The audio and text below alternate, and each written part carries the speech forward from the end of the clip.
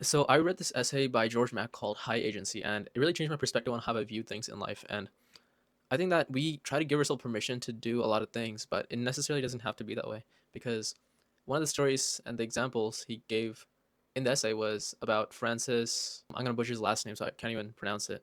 But he's a UFC fighter, and he's one of the heavyweight champions.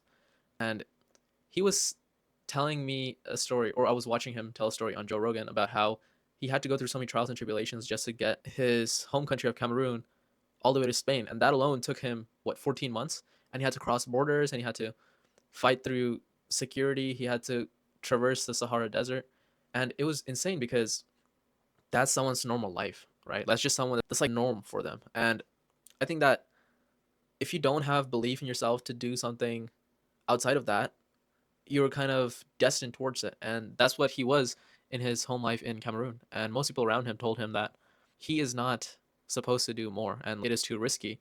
But even though he was so poverty stricken and he had nothing else going for him, he wanted to go full on in his dream just because he didn't want to die without giving it a shot.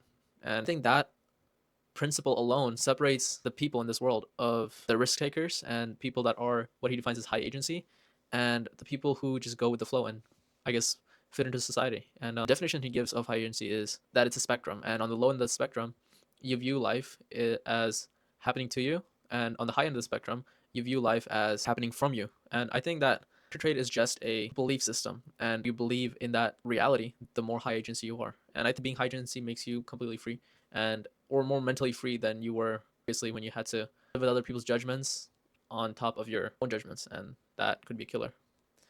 That's my 2 cents. So yeah.